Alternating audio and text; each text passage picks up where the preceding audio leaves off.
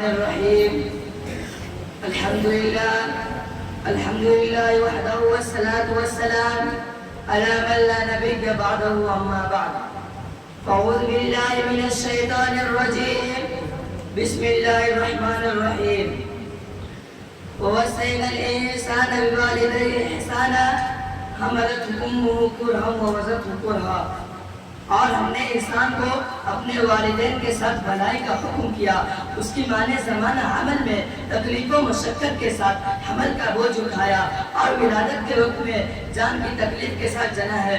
محترم سامعین اور میرے دینی بھائیوں اور دوستوں، قرآن مقدس میں اللہ رب العزت نے کئی جگہ اپنی عبادت اور اپنے حق کے ساتھ والدین کے حق کا بھی ذکر فرمایا ہے. اور جہاں مالک ارض و سما خالق کائنات نے اپنے عبادت کی تاکید فرمائی ہے، وہاں والدین کے ساتھ اس نے سلوک اور رواداری کی بھی تاکید فرمائی ہے.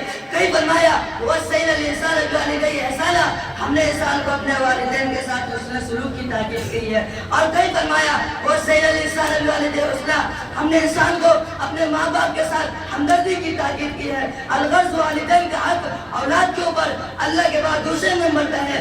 اسے اللہ تبارک و تعالیٰ موجود حقیقی ہے اور عالم اسباب میں والدین اپنے اولاد کے اوپر وجود کا ضرور ظاہری ہے. اسے اللہ تعالیٰ نے جگہ جگہ ماں باپ کے حقوق کی اہمیت کی تاکید فرمائی ہے کہ ہمیشہ اپنے ماں باپ کے ساتھ اچھا سلوک کرتے رہو، ان کی تعظیم و محبت اور خدمت گزاری کو اپنی سعادت سمجھو. جناب رسول پاک صلی اللہ علیہ وسلم نے ایک حدیث میں ارشاد فرمایا، ایک نوجوان صحابی بہت زیادہ عبادت گزار تھے، نماز روزہ صدقہ خیرات اور بھلائی کے کاموں میں سب سے آگے رہتے تھے.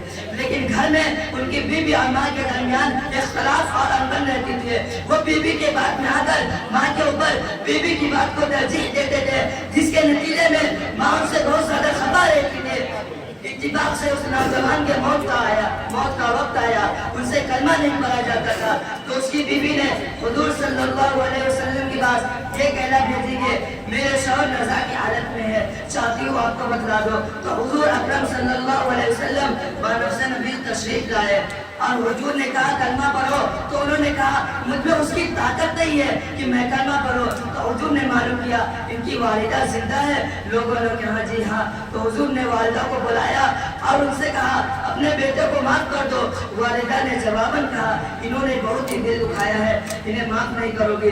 تو اس پر حضور اکرم صلی اللہ علیہ وسلم نے لکڑیاں جمع کرنے کا حکم دیا اور اس میں آگ لگا دی گئی. پھر ماں سے پوچھا اگر ہم تمہارے بیٹے کو اس آگ میں ڈال دیں تو تم اپنے بیٹے کی بچانے کی سفارش کرو گے؟ ماں نے کہا جی ہاں. تو حضور صلی اللہ علیہ وسلم نے فرمایا جہنم کی آگ اس سے کہیں زیادہ سخت ہے. جب تمہیں اس میں جلنا گوارا نہیں تو اس سے کہیں زیادہ سخت اور تلین آگ میں جلنا کیسے گوارا ہے؟ لہذا تم اپنے بیٹے کو یا تو معاف کر دو ورنہ ان کو ہم تمہارے سامنے اس آگ میں جلا دیتے ہیں.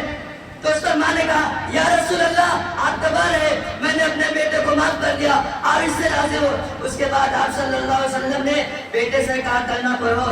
تو انہوں نے کلمہ پڑھا. محترم سامعین، آپ نے دیکھا کہ ماں باپ کی ناراضگی اولاد کے لیے کتنا خطرناک ہے. چاہے اولاد اپنی جگہ کتنا عبادت گزار اور نیک صالح کیوں نہ ہو، مگر ماں باپ کی ناراضگی سے کلمہ تک نصیب نہیں ہوتا.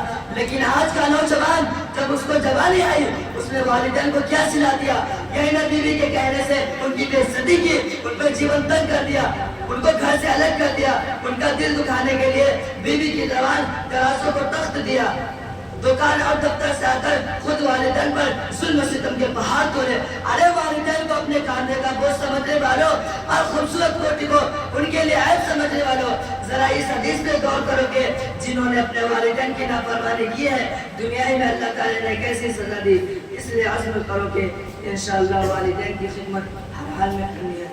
اللہ آپ کو مجھے والدین کے حقوق کی توفیق عطا فرمائے.